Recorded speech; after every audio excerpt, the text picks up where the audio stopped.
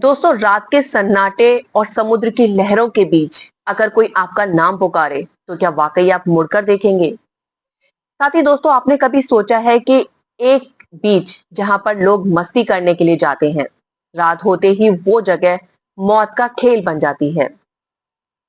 दोस्तों, आपको लगता है कि समुद्र हमेशा सुकून देता है? तो दोस्तों, एक बार दुमस बीच पर कदम रखकर देखिए। यहाँ की हर लहर मौत की एक पुरानी कहानी सुनाती है। तो दोस्तों, आज की जो कहानी होने वाली है वो कहानी है दुमस बीच की।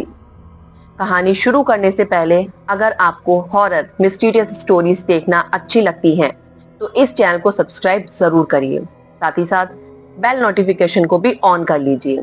तो चलिए दोस्तों, आज की कहानी शुरू करते हैं। दोस्तों, आपने कई बार बहुत सारी कहानियां दुमस बीच के बारे में सुन रखी होंगी। आज की जो कहानी है वो बहुत ही ज्यादा खास होने वाली है। दोस्तों, ये जो कहानी है ये कहानी है साक्षी की। साक्षी जब से स्कूल जाती थी उसे हमेशा यही लगता था कि उसे जिंदगी में एक काम जरूर करना है। उसे इंडिया पूरा घूमना है और उसने ये बचपन से ही सोचा हुआ था। धीरे धीरे वो बड़ी हुई, अपनी पढ़ाई कंप्लीट करी और उसने इसी में अपना करियर बना लिया। उसके मदर एंड फादर चाहते थे कि वो एक अच्छी जॉब करे, लेकिन साक्षी ऐसा नहीं चाहती थी क्योंकि उसे पता था अगर वो जॉब करेगी तो उसके लिए जगह जगह को एक्सप्लोर कर पाना मुश्किल होगा। इसलिए उसने सोचा कि मैं इसी में अपना करियर बनाऊंगी, साथ ही साथ मैं अपना पूरे टूर्स कंप्लीट करूंगी। मैं पूरा इंडिया उसे घूमना था, खास करके वो जगह जहां पर उसने बहुत सारी हॉन्टेड चीजें देख रखी थी, सुन रखी थी। उसने एक बार डिसाइड किया और अपने पेरेंट्स से बात की और वो जगह जगह एक्सप्लोर करना उसने शुरू किया। उसके पेरेंट्स काफी ज्यादा नाराज होते थे, लेकिन उससे उस चीज को कोई फर्क नहीं पड़ा। उसने क्लियर बोल दिया कि मैं अपना करियर इसी चीज में बनाऊंगी। वो निकलती है अपने घर से और जगह जगह एक्सप्लोर करती है। एक दिन उसके दिमाग में आया कि मैंने यार बहुत सारी जगह घूम ली, क्यों ना अब गुजरात जाया जाए। उसने अपनी फ्रेंड को फोन किया जो कि गुजरात में ही रहती थी। उसने वहां पे उस दुमस बीच के बारे में बहुत सारी बातें पूछी। उसकी फ्रेंड ने भी उसे काफी सारी चीजें बताई, जिससे उसके अंदर ना और भी ज्यादा क्यूरियोसिटी हो गई कि उसे अब इस जगह पे जरूर जाना है।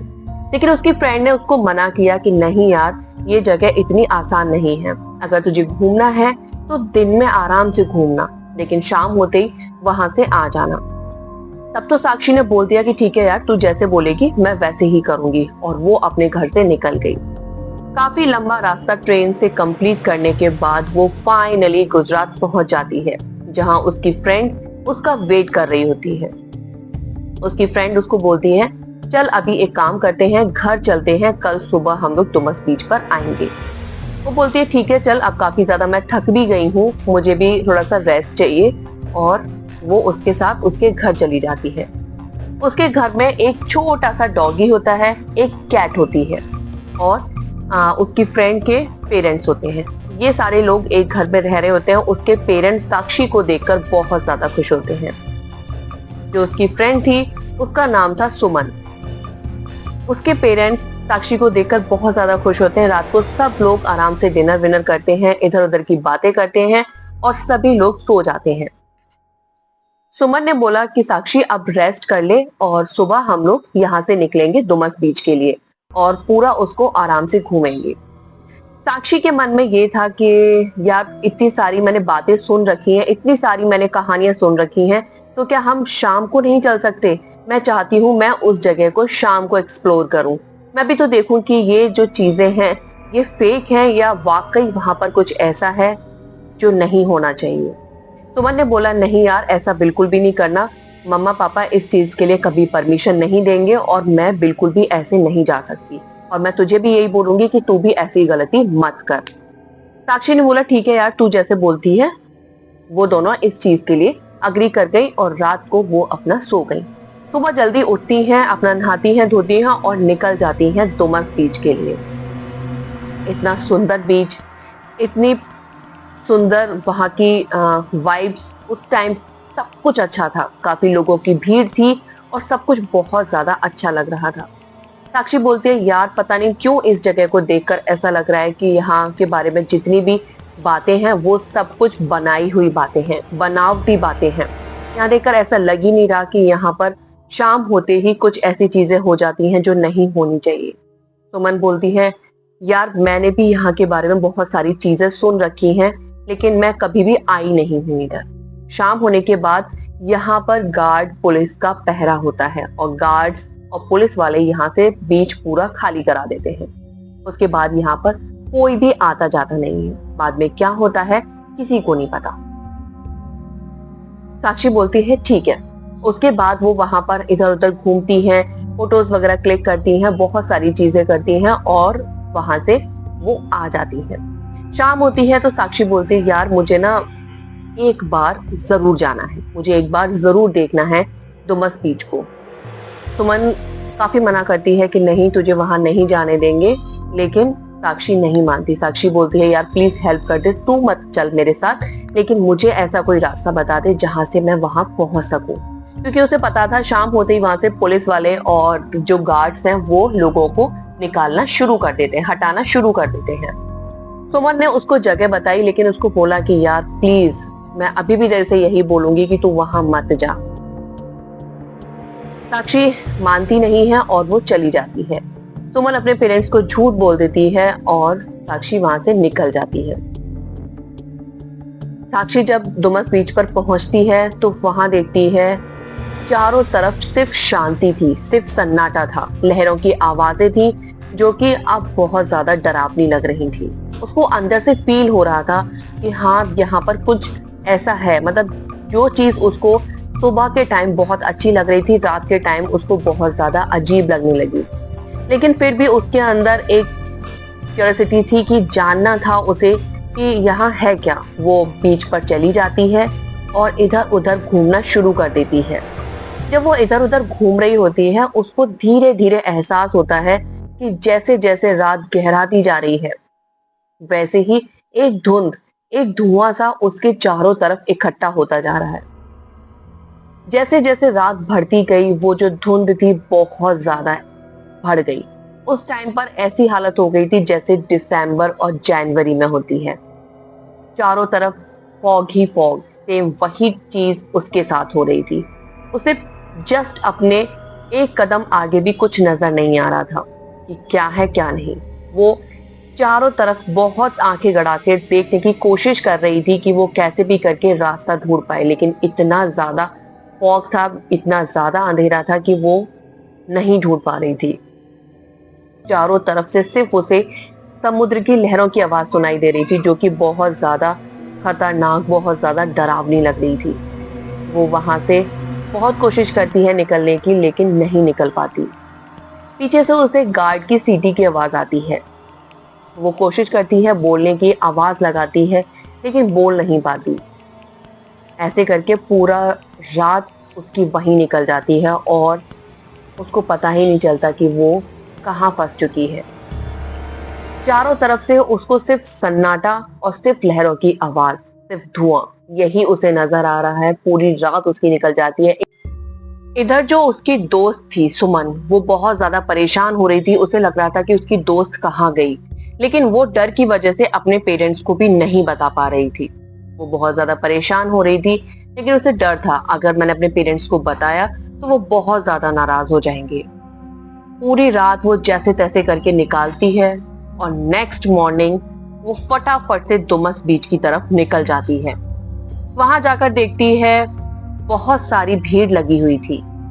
एक जगह वो अंदर जाने की कोशिश करती है, जैसे तैसे करके वो अंदर की तरफ घुसती है, उस भीड़ के अंदर जाती है और देखती है उसकी जो फ्रेंड साक्षी थी वहां पर बेहोश पड़ी थी। वो देखकर डर जाती है। वो उसको उठाने की कोशिश करती है। आसपास के लोग उससे पूछते हैं कि क्या तुम इसे जानती हो। उसने बोला हाँ ये मेरी दोस्त है, ये रात को यहाँ आई थी और मैंने इसे बहुत ज्यादा मना किया था जाने के लिए, लेकिन इसने मेरी एक बात नहीं मानी। वो वहां से साक्षी को उठाने की कोशिश करती है और जैसे तैसे उसको उठाकर अपने घर लेकर आती है। साक्षी होश में आ चुकी थी और वो उसके घर जाकर बहुत अजीब सा व्यवहार करने लग जाती है। इतना अजीब बिहेव होता है उसका कि सबकी समझ से बाहर होता है। सुमन के पेरेंट्स उससे पूछते हैं कि बेटा कहाँ गई थी साक्षी, क्या हुआ था? लेकिन सुमन डर की वजह से कुछ भी नहीं बोल पा रही थी। जब उसके पापा ने उससे बहुत स्ट्रिक्टनेस के साथ पूछा तब उसने बताया कि साक्षी डुमस बीच पर गई थी। और उसके बाद सुमन को जो क्लास लगी, सुमन को इतना डांटा गया, इतना समझाया गया, उसको बोला गया कि जब तुम्हें सारी चीजें पता थी तो तुमने साक्षी को वहां क्यों जाने दिया। साक्षी से भी बहुत सारे सवाल हुए लेकिन वो सबको बहुत अजीब तरीके से, बहुत अजीब ढंग से देख रही थी और सबको बहुत ज्यादा अजीब लग रहा था। लेकिन वो सही सलामत घर आ चुकी थी, इसको लेकर भी सारे लोग बहुत ज्यादा खुश थे। साक्षी को कई सारी चीजें पूछी गई कि क्या हुआ था तुम्हारे साथ वहां, लेकिन वो कुछ भी ऐसा बता नहीं रही थी और बहुत अजीब तरीके से सबको घूर घूर कर देख रही थी। सुमन के फादर बोलते हैं कि एक काम करो साक्षी, इसको नहला विला दो, इस कपड़े बड़े चेंज करा दो और इसको रेस्ट करने दो, क्योंकि पूरी रात इसके साथ क्या हुआ सिर्फ इसी को पता है। तो जब ये ठीक हो जाएगी उसके बाद इससे पता करेंगे कि इसके साथ वहां क्या हुआ था। सुमन ने बोला ठीक है पापा, और वो साक्षी को अपने साथ लेके जाती है, उसको नहलाती है, कपड़े वपड़े चेंज कराती है और उसको रेस्ट करने के लिए बोलती है। साक्षी बहुत अजीब तरीके से सुमन को घूर रही थी। सुमन को डर भी लग रहा था उससे, लेकिन उसकी दोस्त थी, वो कुछ कर भी नहीं सकती थी। वो बार बार उससे पूछे जा रही थी साक्षी तेरे साथ क्या हुआ था, तू कुछ बोल क्यों नहीं रही। उस घर में जो उनके पेट्स थे, जो कैट और डॉग थे, साक्षी उनको घूर घूर कर देख रही थी, मानो जैसे अभी उनके ऊपर अटैक करेगी या कुछ भी ऐसा। और वो जो डॉग और कैट थे वो भी साक्षी को बहुत अजीब तरीके से देख रहे थे और बार बार भौंके जा रहा था। बार बार उसके ऊपर जो डॉग था वो भौंक रहा था। कैट भी बहुत अजीब तरीके से बिहेव कर रही थी। ये सब देखकर सुमन को बहुत ज्यादा डर लग रहा था। साक्षी उसको देखकर सिर्फ खुश हो रही थी और सिर्फ घूर रही थी।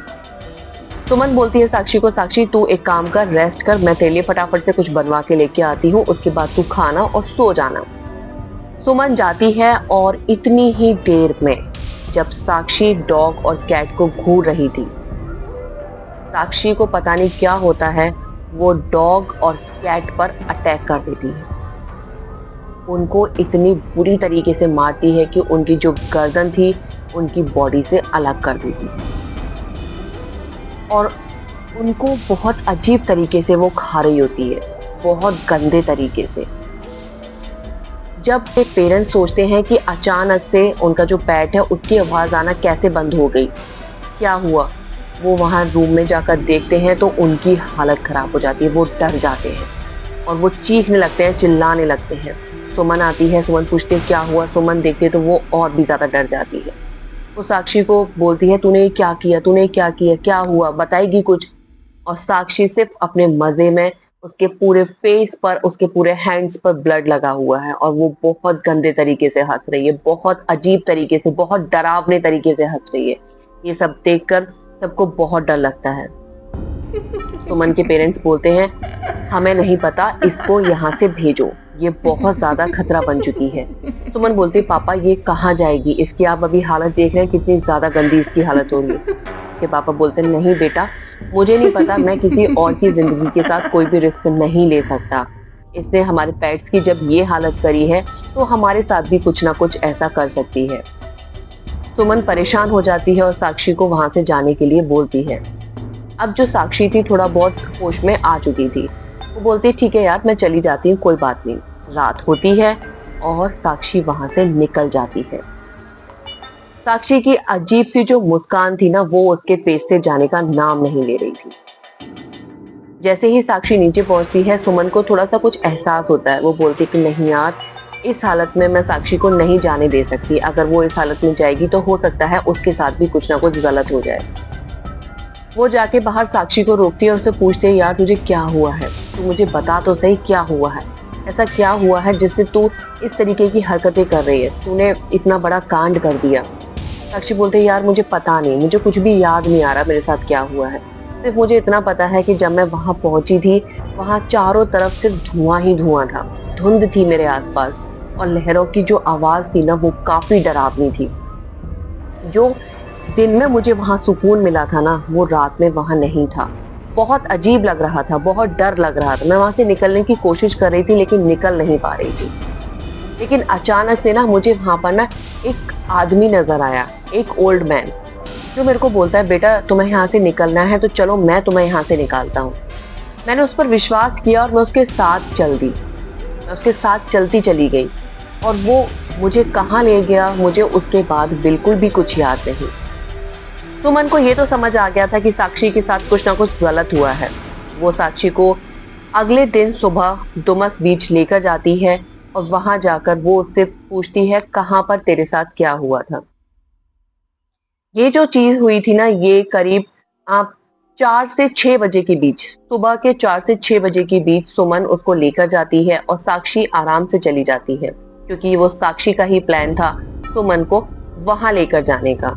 सुमन जाती है और पूछती है, कहाँ तेरे साथ क्या हुआ था, मुझे सारी चीजें बता। जब सुमन वहां पहुंचती है ना, तो साक्षी फिर से वही अजीब तरीके से हंसना, अजीब तरीके से व्यवहार करना शुरू कर देती है और साक्षी वहां पहुंचकर एकदम से गायब हो जाती है। सुमन देखती है और डर जाती है। वो आवाज लगाती है, साक्षी साक्षी, लेकिन जब वहां साक्षी थी ही नहीं तो आवाज कहां से दी। सुमन उसको ढूंढने की कोशिश करती है लेकिन वो भी उन धुंध और धुएं के बीच फंस चुकी थी।